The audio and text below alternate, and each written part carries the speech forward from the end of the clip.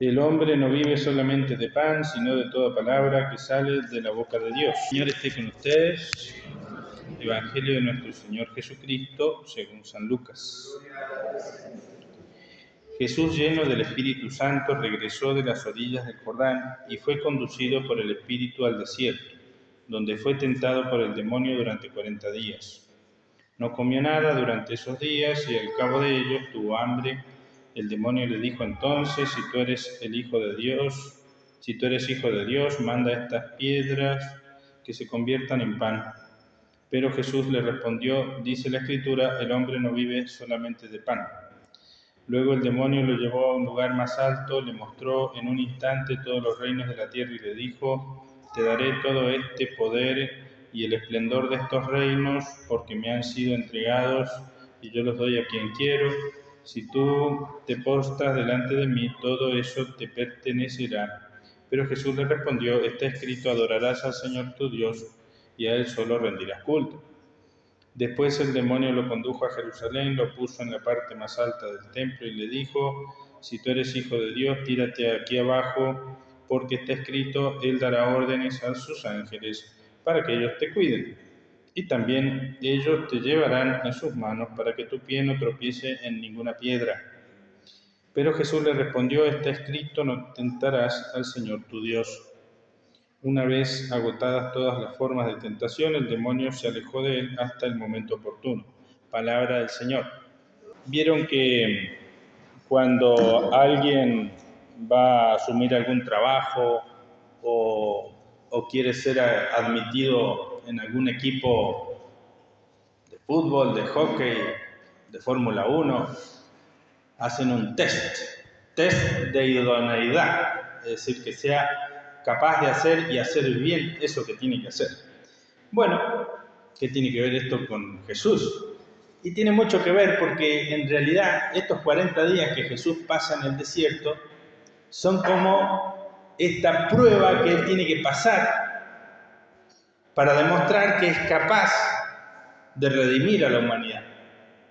Y entonces fíjense que no solamente Jesús va al desierto a ayunar, eso lo hacían muchos, ya existían algunos monjes precristianos.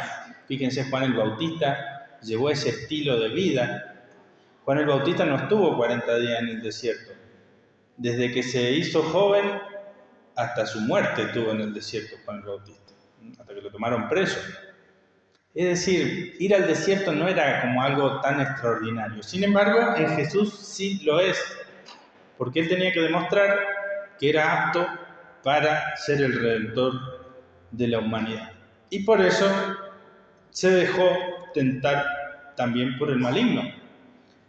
Porque Adán y Eva no en un desierto, sino en un paraíso, fueron también tentados por el maligno y sucumbieron. No pasaron la prueba. Jesús tenía que pasar la prueba ya desde ese momento que Adán y Eva no habían pasado. Alguno hipotiza que el desierto, el lugar al que fue Jesús, era el mismo lugar donde estaba el árbol del bien y del mal y donde Eva y Adán fueron tentados. Interesante idea, aunque no la podemos comprobar. Como también se dice que la cruz de Cristo está puesta sobre la tumba de Adán y la sangre de Cristo cayó sobre los huesos de Adán. Otra idea hermosa, ¿no? Bueno, como sea, Jesús va para revertir la situación de doblegamiento que la humanidad tenía respecto del mal y del maligno. Es decir, después del pecado el ser humano había quedado, ¿no es cierto?, atrapado en las garras del mal y del maligno, doblegado e inclinado hacia el mal.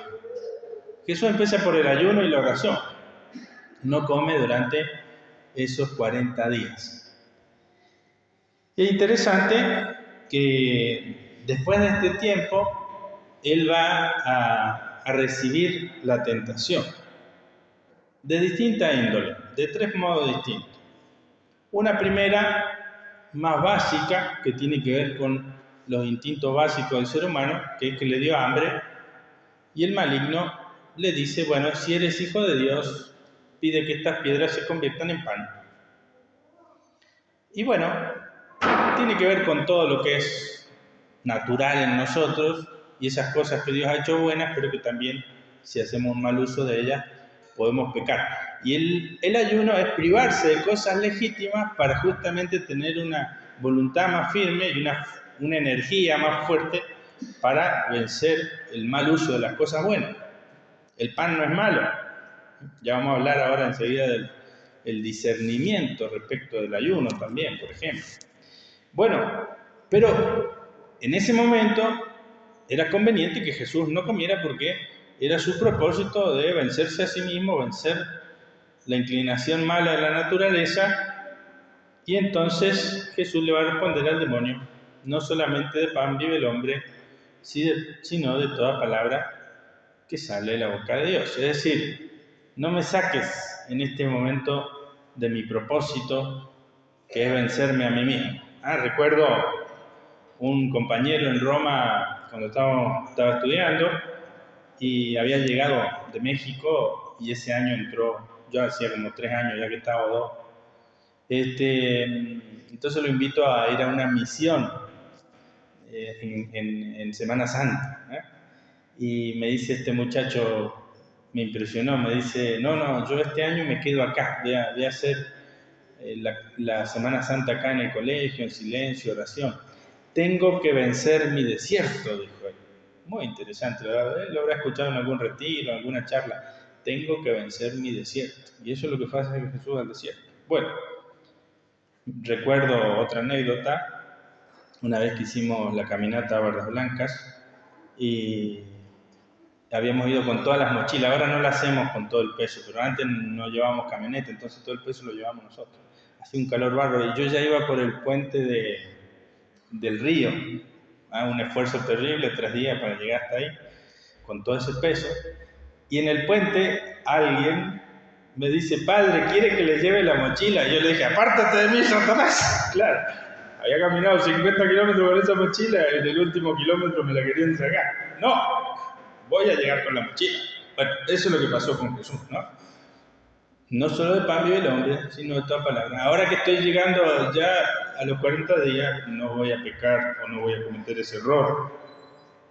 Bueno, segunda tentación, dice que lo pone en un lugar elevado y le muestra todos los reinos de la tierra. Y le dice: todo esto me ha sido dado, te lo daré si te postras ante mí. La tentación del poder. Fíjense, la primera tendría que ver con la carne, los 3 enemigos del alma: demonio, mundo y carne. La segunda tendría que ver con el mundo. El mundo ha sido puesto en mis manos, yo te lo entrego si me adoras. Una tentación un poco más sutil, tentación que probablemente la tienen muchos, que es la del poder. Las personas que ponen por encima de sus valores a veces conservar el poder. Uno lo ha visto en legisladores, en gobernantes, que por conservar el poder incluso renuncian a sus convicciones. Recuerdo cuando se votaba una ley inmoral aquí en Argentina, no recuerdo, no era la del aborto, era otra, bueno. Pero una legisladora dijo: yo soy católica, he misionado, pero como mi bloque vota a favor, yo voy a votar a favor porque si no me tengo que ir de mi bloque. Y bueno, pero te tendría que haber ido de tu bloque porque renunciaste a tus valores cristianos, católicos. Bueno, pero Jesús le responde al demonio: adorarás al Señor tu Dios y a Él solo rendirás culto. Es decir, no puede haber algo por encima de Dios, ya sea por todo el poder del mundo. No. Bueno, y la tercera tentación, más espiritual, donde el demonio se pone como teólogo, le cita la Escritura a Jesús y le dice, lo sube al templo y le dice: tírate, porque dice la Escritura que a sus ángeles ha dado órdenes para que tu pie no tropiece. Es decir, los ángeles te van a salvar, no te vas a hacer nada. Una tentación más espiritual, más sutil.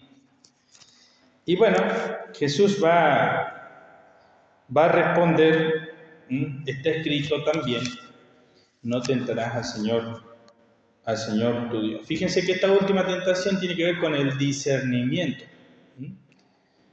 Como decía San Ignacio de Loyola, el discernimiento de los espíritus. Esta inspiración que yo tengo, ¿viene de Dios? Sí, es verdad que está escrito que a sus ángeles ha dado orden, pero ¿por qué voy a tentar a Dios? ¿No?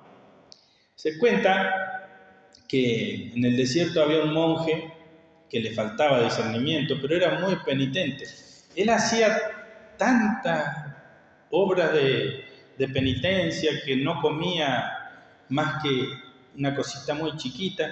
Inclusive los hermanos que estaban en el desierto también en sus celdas, en sus ermitas, vivían en cuevas, vivían en lugares apartados, ¿no? Y los domingos se juntaban a veces, si estaban cerca, a celebrar la liturgia, si había entre ellos un sacerdote, celebraba la misa.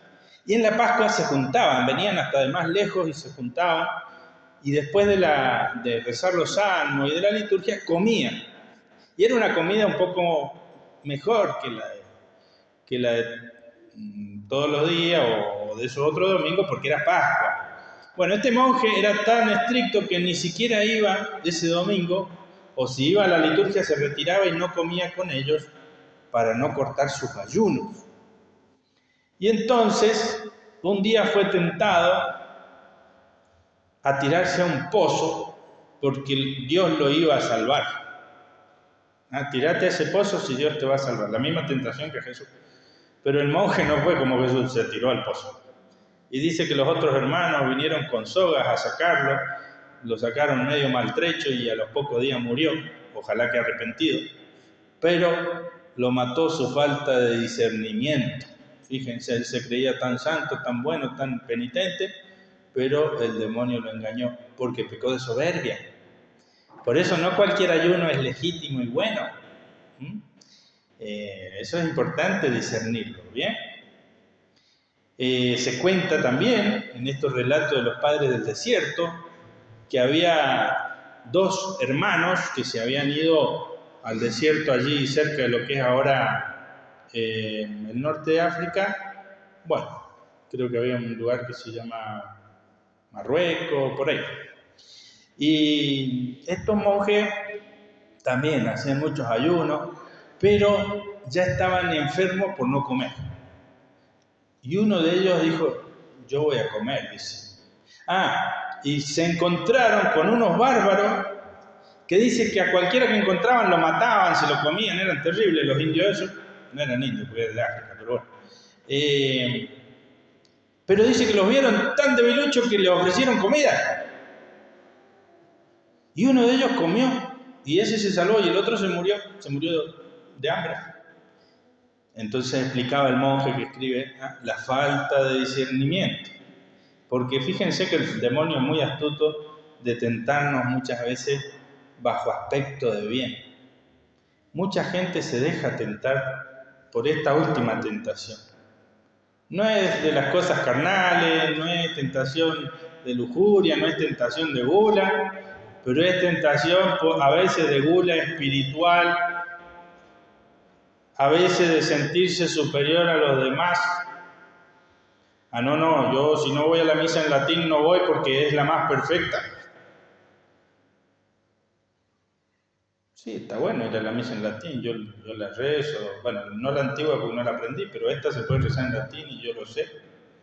Y si el Papa un día dice, vamos todos a rezar la misa en latín, yo no tengo problema, lo sé y sé cantar y me gusta. Pero bueno, la Iglesia no lo hace y por algo está la misa en español, que es tan válida como la otra. Tentación bajo aspecto de bien. Parece más santo, pero no es más santo. Divide la Iglesia, nos divide entre nosotros. Hay que tener cuidado. Bueno, esta tentación última es la más peligrosa. Y es la más digamos, propia de las personas religiosas. Hay tentaciones propias a aquellos que somos practicantes, a aquellos que somos...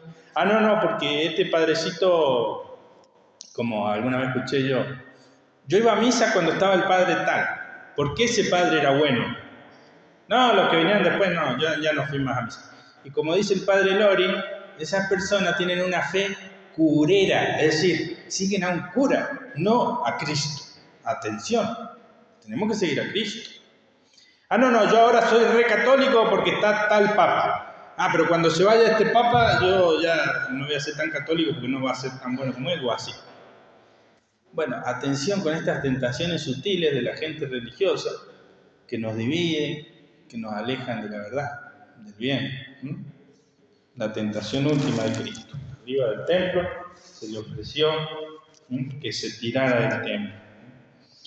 Bueno, una vez, dice, agotadas estas formas de tentación, el demonio se alejó de él hasta el momento oportuno. Me recuerdo otra anécdota que hablaba del discernimiento y del ayuno. Dice que un monje, bueno, estos monjes se iban solos en el siglo 3, 4 después de Cristo, cuando el imperio se hizo cristiano. Como ya no existía el martirio, antes el martirio era el ideal de la vida de la santidad, bueno, el ideal pasó a ser irse a vivir al desierto.